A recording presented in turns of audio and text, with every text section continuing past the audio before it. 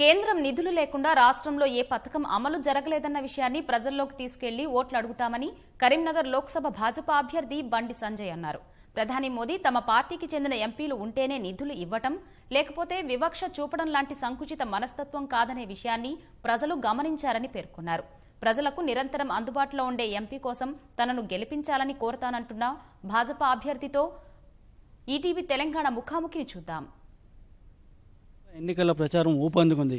కరీంనగర్ నుంచి లోక్సభ అభ్యర్థిగా బండి సంజయ్ కుమార్ బరిలో ఉన్నారు.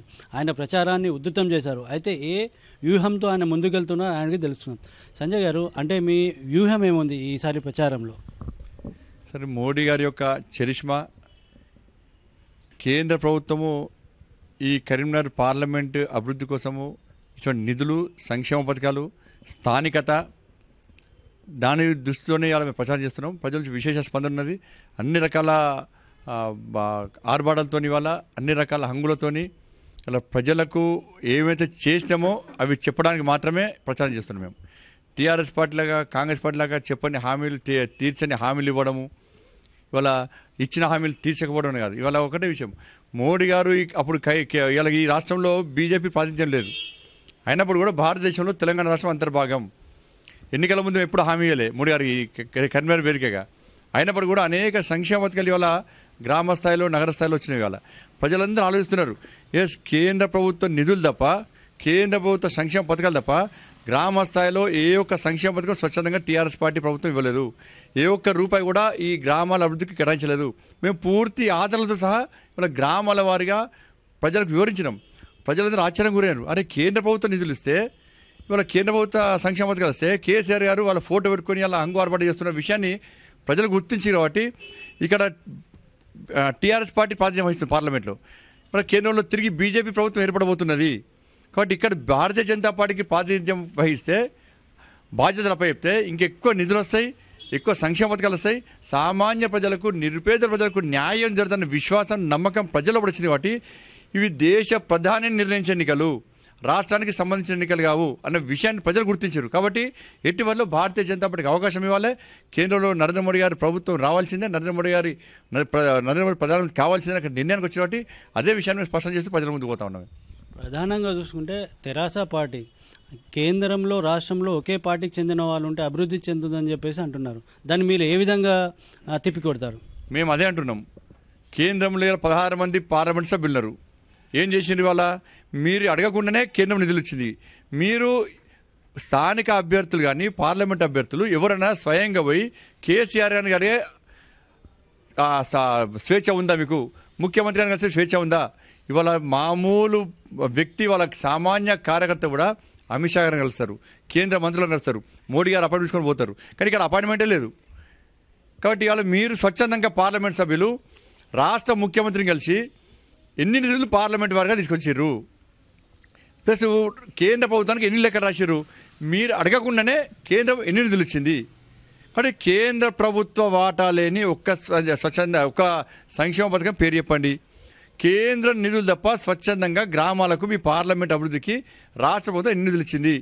కాబట్టి కేసీఆర్ అంటారు మెడలు వంచి, ఆడికి పోయి పొర్లి దండాలు పెడతారు, వీడికి వచ్చి మెడలు వంచాడు. మెడలు వంచేంత అవకాశం మోడీ గారు ఇయ్యారు. వాళ్ళ పని నిరంతరము 24 గంటలు, ఈ 4 సంవత్సరాలు, 5 సంవత్సరాల పదిలో ఏ ఒక్కరు కూడా రెస్ట్ లేకుండా తిరుగుతున్న వ్యక్తి మోడీ గారు. ఇలా ముఖ్యమంత్రి గారు అయితే ఫామ్ హౌస్, అయితే ప్రగతి భవన్, ఏ ఒక్కరు సెక్రటరీ రాలే. కాబట్టి ప్రజలకు అందుబాటులో లేని ముఖ్యమంత్రి గారు. కాబట్టి పార్లమెంట్ సభ్యులు కానీ, టీఆర్ఎస్ పార్టీ సర్పంచ్లు కానీ, వార్డు మెంబర్లు కానీ ఇబ్బంది పడుతున్నారు. వాళ్ళే కోరుకుంటున్నారు కేంద్రంలో బీజేపీ ప్రభుత్వం ఏర్పడబోతున్నది, గ్రామాల్లో అభివృద్ధి జరగాలంటే, సర్పంచులు మేము తలెత్తుకొని ప్రజలు తిరగాలంటే ఇవాళ ఈ రాష్ట్ర దేశంలో మోడీ గారి ప్రభుత్వం వాళ్ళే ఈ పార్లమెంట్ పరిధిలో బీజేపీ ప్రాతినిధ్యం వహించాలని చెప్పి వాళ్ళు కోరుకుంటారు. ఎందుకంటే గతంలో సర్పంచ్ అందరూ కూడా నూతనంగా గెలిచిన సర్పంచ్ చెప్తున్నారు, మీరు రాజకీయాలు పక్క పెట్టండి, జెండాలు పక్క పెట్టండి, మీరు రేపు ప్రజలు తిరగాలంటే కేంద్రంలో బీజేపీ ప్రభుత్వం రావాలి, పెన్షన్ రావాలన్నా, స్వచ్ఛ భారత్ మిషన్ మరుగుదొడ్లు కట్టాలన్నా, గ్రామీణ ఉపాధి హామీ తిరిగి పోవాలన్నా, హరితారంతో చెట్లు నాటాలన్నా, డబుల్ బెడ్రూమ్లు ఇది అలా ప్రధానమంత్రి ఆవాస్ యోజన కింద ఇల్లు నిర్మించబడాలన్నా, రేషన్ బియ్యం రావాలన్నా, పెన్షన్లు ముఖ్యంగా రావాలన్నా కూడా కేంద్రంలో మోడీ గారి ప్రభుత్వం కోరుకోండి. ఇక్కడ బీజేపీ పార్టీ అభ్యర్థిని గెలిపించని చెప్పి పాత సర్పంచ్, కొత్త సర్పంచ్ చెప్తున్నారు. ఇది జాలమాకి అలా కేంద్రం ఎంత అభివృద్ధి చేసిన విషయం. ఇప్పుడు 7 నియోజకవర్గాల్లో వాళ్ళ టీఆర్ఎస్ ఎమ్మెల్యేలు ఉన్నారు. మీకు ఈ ప్రచారంలో ఏమైనా ఇబ్బంది అవుద్దాం అని అనుకుంటున్నారా? ఇబ్బందులు పెట్టే ప్రయత్నం చేస్తే మేము ఇబ్బంది పడతాం. మేము ప్రశాంతమైన వాతావరణంలో ఒక ప్రజాస్వామ్య పరంగా ఎన్నికలు జరగాలని మేము కోరుకుంటున్నాం. 7 శాసనసభ్యులు ఉన్నారు, మాకు సర్పంచ్లు ఉన్నారు, ఎంపీటీసీలు ఉన్నారు, జెడ్పీటీసీలు ఉన్నారు అని చెప్పి మీరు విర్రవీగి కార్యకర్తలను ఇబ్బంది పెట్టే ప్రయత్నిస్తే దానికి ఏ విధంగా ఎదుర్కోవాలో చట్టపరంగా దాని మీద ఎదుర్కొంటాము. గతంలో విద్యాసాగర్ వారు గెలిచారు.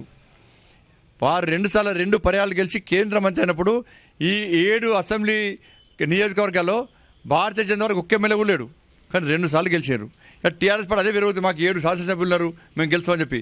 7 శాసనసభ్యులు లేనప్పుడే మేము గెలిచాం. ఈసారి కూడా ఎట్లా గెలుస్తామో చూపడతాం మేము.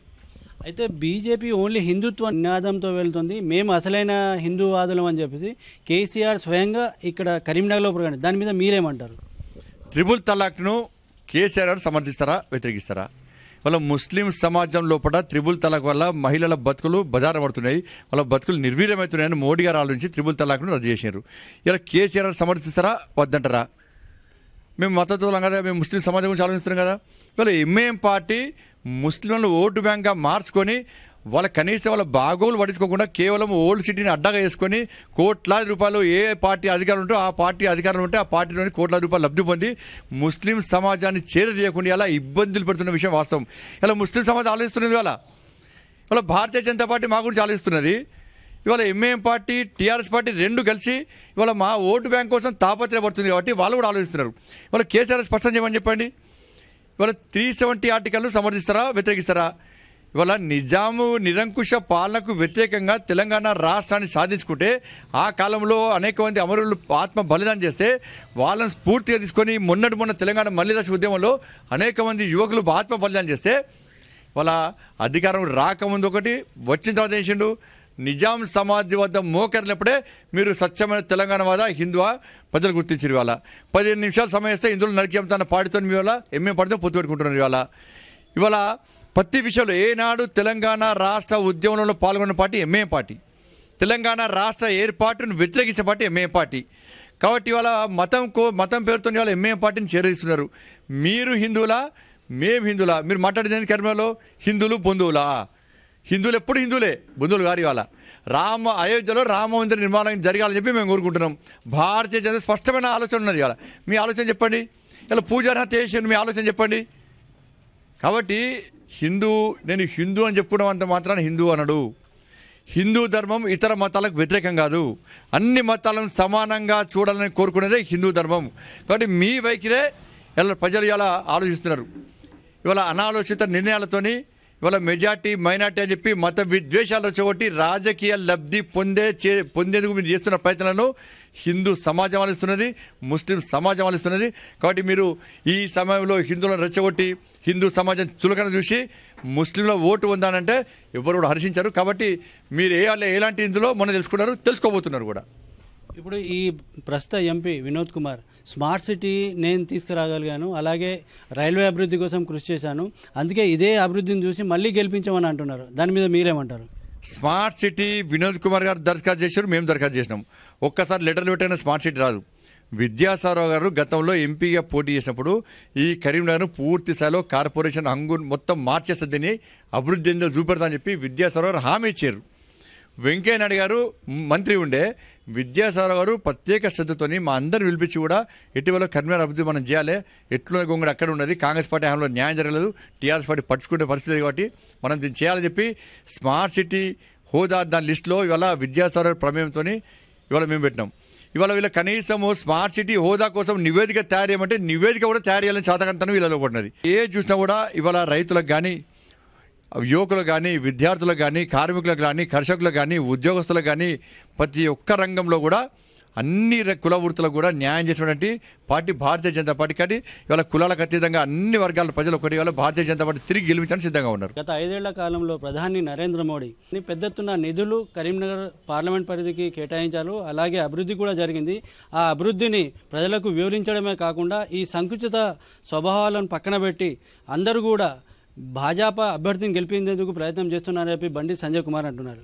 తిరుపతితో అలీముద్దీన్, ఈటీవీ న్యూస్, కరీంనగర్.